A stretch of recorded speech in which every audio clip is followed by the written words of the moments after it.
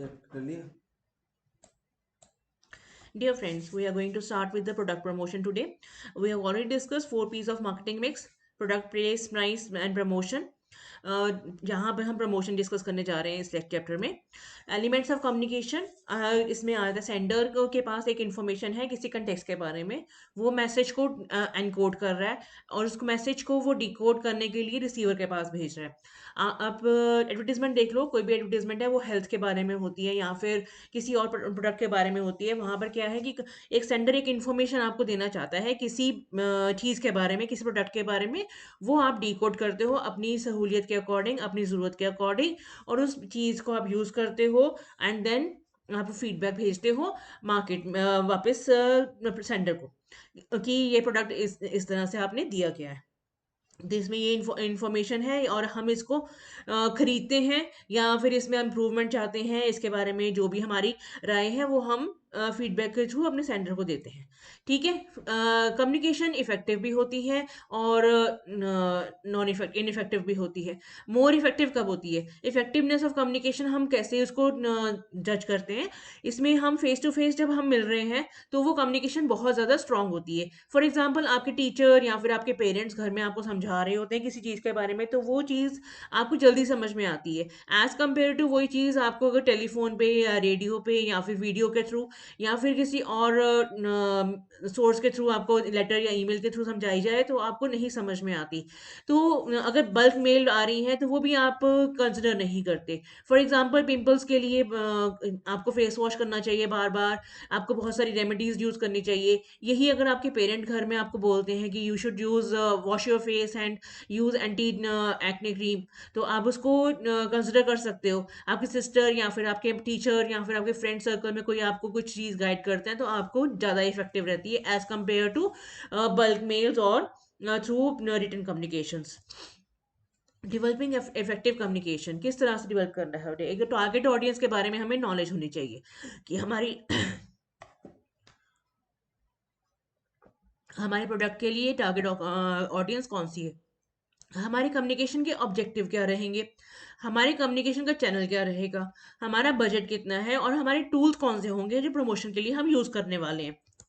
Then आ जाते हैं communication. Marketing mix का कम्युनिकेशन किस तरह से होगा?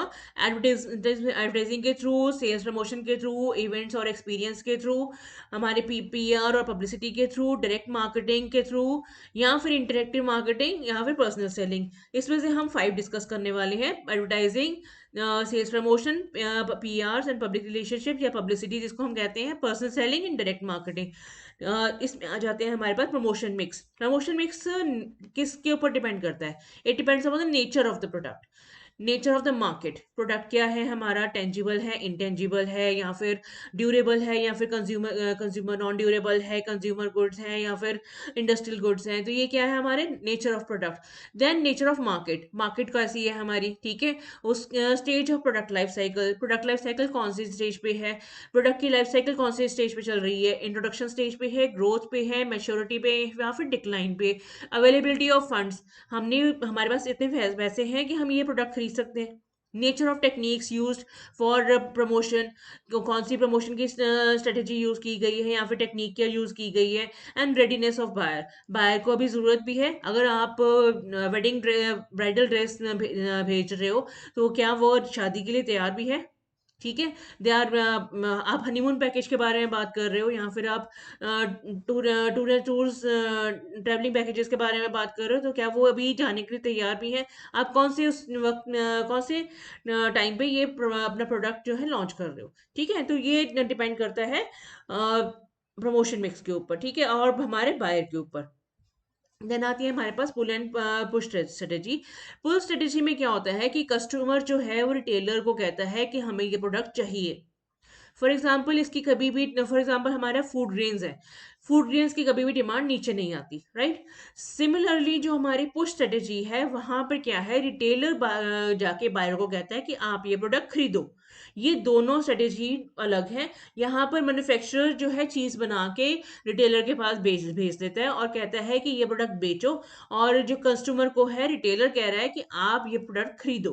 ठीक है, ये पुश स्ट्रेटेजी है। और पुल में क्या है, कस्टमर कह रहे हैं हमारे को ये प्रोडक्ट प्रोवाइड करो, इसके बगैर हमारा गुजारा नहीं है। फॉर एग्जांपल शुगर हो गया, फूड ग्रेन्स हो गया, पल्सेस हो गई, वेजिटेबल्स हो गई, इनके बगैर हमारा सर्वाइवल नहीं है। जैसे रोटी, कपड़ा और मकान, ठीक है, इन तीनों चीज़ों की हमेशा डिमांड रहेगी ही रहेगी। ठीक है, नेक्स्ट आ जाता है प्रोडक्शन में, प्रोडक्ट प्रमोशन। प्रमोशन मिक्स और communication mix is a particular combination of promotional tools used by firm to communicate with the audience. हमें अपने बात अगर ऑडियंस तक पहुंचानी है, अपनी टारगेट ऑडियंस तक बात पहुंचानी है, तो हम ना कोई इनमें से टूल यूज करेंगे। That is personal selling, advertising, sales promotion और पब्लिक रिलेशनशिप्स। इनमें से कोई भी एक टूल हम यूज करेंगे। अब मैं पर्सनल सेलिंग की बात करती हूँ। पर्सनल सेलिंग में क्या होती है, हम जाके पर्सनली किसी से मिलते हैं और अपने प्रोडक्ट के बारे में बताते हैं। It consist of individual personal communication in contrast to mass relatively impersonal communication of advertising, sales, promotion and other promotional tools। यहाँ पर हम पर्सनली किसी से मिल रहे हैं। इसमें पर्सनली मिलने में क्या होता है कि एक सेल्स मैनेजर जो है अपॉइंटमेंट लेके जाता है और वहाँ पर अपना सेल्स क्लोज करने के लिए अपना कस्टमर से बात करता है। आपने देखा होगा कि इंश्योरेंस इंडस्ट्री में या फिर हमारी बैंकिंग इंडस्ट्री में हमारा एक पर्सनल रिलेशनशिप बना होता है कस्टमर के साथ। ठीक है, जो बैंकिंग मैनेजर है या फिर रिलेशनशिप मैनेजर है, वो जाके पर्सनली डिस्कस करता है कि आप इस अपने अकाउंट में एफडी या फिर आरडी खुलवाइए अपने बच्चों के लिए और आप अपना इंश्योरेंस खरीदिए। तो ये क्या है, वो पर्सनली जाके डिस्कस कर रहा है एक अपने कस्टमर से। ठीक है, आप कभी वहां गए होंगे, क्या कहते हैं, सैलून, तो वहां पर भी आपको वो गाइड करेंगे, आपने ये हेयर कट कर आपको बहुत सूट करेगा, आप ये वाला फेस पैक अपना ये फेशियल करवा के देखिए। ये सब चीजें क्या है, पर्सनल टच देती हैं और पर्सनल सेलिंग है। वो अपने प्रोडक्ट के बारे में सेलिंग कर रहे हैं। फिजिकल, आप इसमें क्या मैटर करता है कि एक physical qualities of a sales person अगर दिखने में हैंडसम है या फिर लड़की है तो वो स्मार्ट है दिखने में, तो आप उससे बात करना कंफर्टेबल हो जाते हो। देन उसकी क्वालिटीज, मेंटली वो अपना कौन किस बारे में बात कर रही है, पर्सनली आपके पर्सनल मैटर्स के बारे में तो बात नहीं कर रही। इंटीग्रिटी ऑफ करेक्टर कैसा है उसका, नॉलेज ऑफ द प्रोडक्ट कैसी है, कंपनी के बारे में या कंपटीटर्स के प्रोडक्ट्स के बारे में कितनी नॉलेज है, उसका बिहेवियर कैसा है आपके साथ, and ability to persuade about the product. आप ये ट्राई करके देखो, मैं आपको इसके बेनिफिट्स आपको बताती हूँ क्या क्या होंगे। ये क्या है, एक ability to persuade to the target audience. ठीक है, क्या है, पर्सनल सेलिंग हो रही है हमारी यहाँ पे। ये उसको क्वालिटीज होंगी अगर सेल्स मैनेजर के अंदर, तो हम ऑब्वियसली उसकी बात सुनेंगे भी और सुनने को तैयार भी हो जाएंगे, राइट। तो ये क्या है, पर्सनल सेलिंग के हमारे, it is done selling across the table. हमारी बैंकिंग के या इंश्योरेंस के मोस्टली जो सेलिंग होती है account the across the table होती है। आपने देखा होगा बड़ी बड़ी कंपनीज में across the table round conference rooms बने होते हैं। तो कॉन्फ्रेंस रूम्स में क्या होता है, मीटिंग्स होती है, वहां पर भी हमारे सेलिंग हो रही होती है। ठीक है, सेलिंग एट द काउंटर। आप कभी केमिस्ट की शॉप पे गए हो तो वहां पर एक काउंटर बना होता है, तो वो काउंटर पे ही सेलिंग हो रही होती है। Selling at the door step, आपने एक्वागार्ड के या फिर रिकाफॉब्स के बहुत सारे प्रोडक्ट्स की सेलिंग देखी होगी, वो घर घर आके बताते हैं कि ये प्रोडक्ट खरीदो। आपकी जो ग्रीन ग्रोसरी या फिर वेजिटेबल वाले भी होते हैं या फ्रूट सेलर्स भी होते हैं, वो भी घर पे आके आपके डिलीवर करके जाते हैं कि आप ये प्रोडक्ट खरीद लो। देन ऑक्शन सेलिंग, आपने ऑक्शन के बारे में न्यूज़पेपर से पढ़ा होगा या फिर ईमेल इंटरनेट पे भी बहुत सारी ऑप्शंस हो रही होती हैं। OLX पे भी आप देख सकते हो, तो वहाँ पे ऑक्शन सेलिंग, जो सबसे ज़्यादा हाई पे करेगा उसको हम भी प्रोडक्ट दे देते हैं। टेंडर सेलिंग, आपने टेंडर्स देने हैं, अपने लोएस्ट रेट्स देने हैं, तो वहाँ पर ओपन होगा टेंडर, तो वहाँ पर जिसके भी बेस्ट रहेंगे कोर्स रेट्स, उसको हम अपना टेंडर प्रोवाइड कर देंगे। आपकी जो जो सड़कें हैं या फिर अब बिल्डिंग्स हैं गवर्नमेंट की, जो मोस्टली क्या है टेंडर्स के थ्रू बनती है।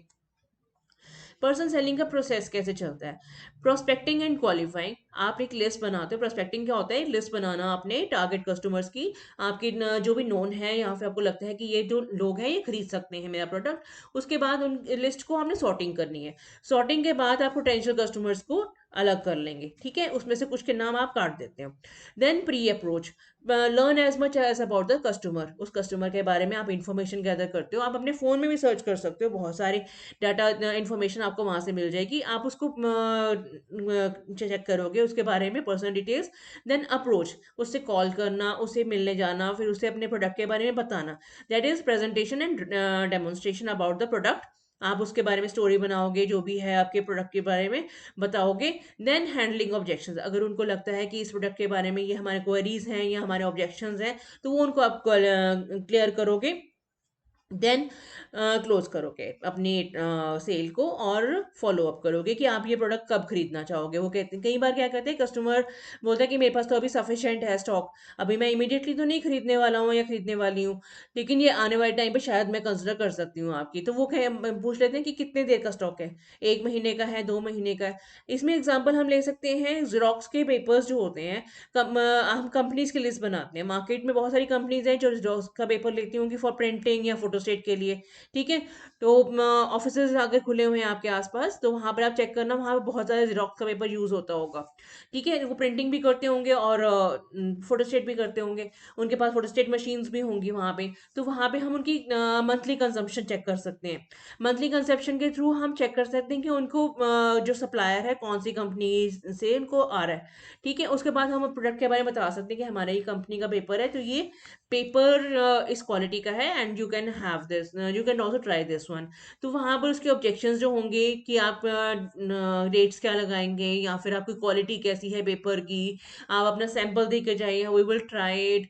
तो वो सारी और क्या क्या हमारे को डिलीवरी इतने टाइम में चाहिए, तो आप यहाँ पर ऑन डोर डिलीवर करोगे कि हमें वहां लेने के लिए भेजना पड़ेगा किसी को। तो ये सब क्या है ऑब्जेक्शंस।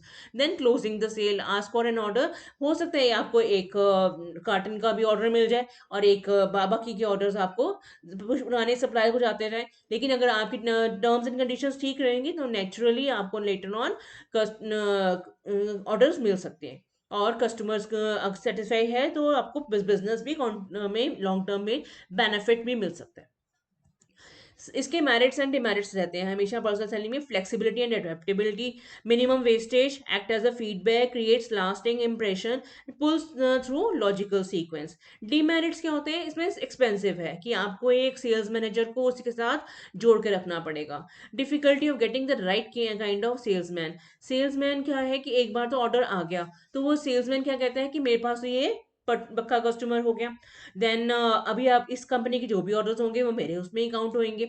एंड अब उसको मुझे कंटिन्यू करने के लिए ऑर्डर को अपने उस सेल्स में पर्सन को हमेशा सैलरी देनी पड़ेगी। अगर उसका करेक्टर खराब है या फिर जो भी उसकी कोई प्रॉब्लम्स आ रही हैं उसके साथ, वो मेरे इश्यूज परमानेंट हो सकते हैं। बिकॉज ये अगर सेल्स पर्सन जाएगा तो मैं अपने साथ ये कस्टमर को भी साथ ले जाता है। Stake in customer loyalty, customer की लॉयल्टी कंपनी की तरफ है कि सेल्स पर्सन की तरफ है, डिपेंड करता है। And more administrative problems, right. Advertise next आ जाता है हमारे पास एडवर्टाइजिंग। एडवर्टाइजिंग इंटरनेट के थ्रू, टेलीविजन के थ्रू, रेडियो के through, print media, newspaper, billboards और मैगजीन्स के थ्रू हो सकती है।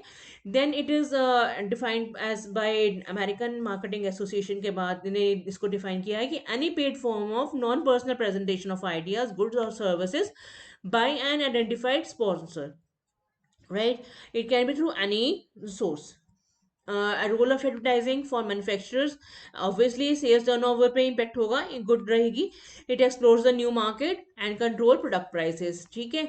middleman के लिए it guarantees quick sales और act as a salesman, makes possible retail price maintenance। it creates a colorful background, reduces burden of job of salesperson, instills self confidence in the salesperson and consumers के लिए हो जाएगा कि driving force and decision making. हाँ, इसकी advertisement आई थी तो इसके बारे में एडवर्टाइजमेंट के से हमें इंफॉर्मेशन मिली है, तो ये कोई फेक प्रोडक्ट नहीं है। Ensures better quality products at reasonable prices and saves good deal of time, decision लेने में भी हेल्प करता है। ठीक है, एंड इसकी लिमिटेशंस रहेंगी कि इसकी कैपेसिटी लिमिटेड होती है। Then advertisements are rigid, they are unbelievable and conditional. Unbelievable, आप फेयर एंड लवली की एड ले लो या फिर फेयर एंड हैंडसम की ऐड ले लो कि उसके लगाने के बाद मैं ऑब्वियसली मेरी स्किन बहुत अच्छी हो जाएगी या फिर मैं हैंडसम लगने लग जाऊंगा। ये क्या है? जब जब तक मैं अगर आप देखोगे कहीं बच्चे क्या होता है अपने हेयर्स कॉम नहीं करते। ठीक है, आप स्किन तो आपका साफ हो गया लेकिन आपका हेयर्स पे डैंड्रफ है और आपने कॉम नहीं कर रहे हो, तो आप हैंडसम कैसे लगोगे? राइट। आप अपना डैंड्रफ आपके फेस पे आती जा रही है, उसकी वजह से आपके पिंपल्स और बढ़ते जा रहे हैं। तो वो आपके फेस वॉश लगाने से नहीं, आपके शैम्पू की प्रॉब्लम है। राइट, तो आइडेंटिफाई करना होगा प्रॉब्लम कहाँ पे है। देन नेक्स्ट आता है हमारे पास सेल्स प्रमोशन। आपने बहुत बार देखा होगा न्यूज़पेपर्स में या पैम्फलेट्स में, by one get one free, या फिर 50% डिस्काउंट या 40% डिस्काउंट, ये एडवर्टीजमेंट आती है बहुत ज़्यादा। नहीं, ये क्या है? Sales promotion. Sales sales of sale sale sale ऐसे भी लिखा होता है कई बार पैम्फलेट्स में। तो sales promotion is as achievement of short term marketing objective by schematic mean.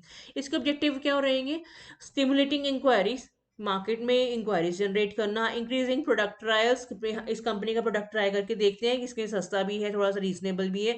Encouraging रीपर्चेजेस, अगर एक बार कस्टमर आपका पहले भी आ चुका है, दोबारा उसको अपने पास खींचना, that is repurchase. Traffic building, market में जो भी है कस्टमर को अपनी तरफ अट्रैक्ट करना और ट्रैफिक क्रिएट करना। Encouraging inventory building and getting dealer promotional assistance. तो यहाँ पर क्या है, हम डीलर की भी बहुत सारे हेल्प कर रहे हैं। देन ये आ जाती सेल्स पर्सन की, सेल प्रमोशन की स्ट्रेटेजीज क्या रहेंगी? Loyalty cards, competition, free gifts, discount coupons, gift vouchers, rebates, ये सब क्या है? सेल्स प्रमोशन की strategies. Reward programmes, coupon booklets, mobile recharge, Paytm points, free samples, credit card पर प्रोग्राम्स, ये सब किसके अंदर आते हैं? सेल्स प्रमोशन की स्ट्रेटेजीज के अंदर। How this going to benefit manufacturer? It creates new customers, retaining the existing customer, combats competition, woos middleman, slashes down the cost. Middleman multiplies sale, reduces strain, builds strong image, hikes earnings, personal benefits, and consumers के लिए किस तरह से supplies information, improves standard of living, grants incentive, builds loyalty, and gives better value of money. Limitations क्या होंगे? ये short term device है, ठीक है। It is a dependent technique. It damages the brand image and undervalued by experts. Now the last one, this is publicity. Publicity क्या होती है? आप एक मैसेज प्रेस के थ्रू या फिर किसी और सोर्स के थ्रू, मार्केट मीडिया में, किसी मीडिया के थ्रू आप टारगेट ऑडियंस तक पहुंचा रहे हो। फॉर एग्जांपल, हमारा कभी कोरोना लेटेस्ट होके होता है, तो मार्केट में इंफॉर्मेशन आ गया कि वैक्सीन के बारे में, और वैक्सीनेशन फॉर द बच्चों के लिए भी मैगा वैक्सीनेशन आ गई है मार्केट में। तो ये क्या है? पब्लिसिटी होनी शुरू हो जाती है कि कौन सी कंपनी ये प्रोडक्ट प्रोवाइड कर रही है। देन कोरोना वायरस के वेरिएंट्स आ गए हैं, तो ये क्या है? पब्लिसिटी वैक्सीनेशन के ऊपर दोबारा से आनी शुरू हो जाती है कि अगर आप सोशल डिस्टेंसिंग मेंटेन करके रखो, या फिर मास्क और मास्क यूज करते रहो, सैनिटाइज करते रहो अपने हैंड्स को, या फिर हैंड वॉश करते रहो, तो आपको कोरोना होने के चांसेस थोड़े रिड्यूस हो जाते हैं। ठीक है। Publicity is an effect to make available certain information to the public. It is any form of non-personal presentation of goods, service, or ideas to a group. Such presentation may or not be sponsored by only by the one really responsible for it, or may not be paid for it. ये हमारे other sources of product promotion भी हैं। I hope you are clear with this chapter. I will be giving you next chapter very shortly.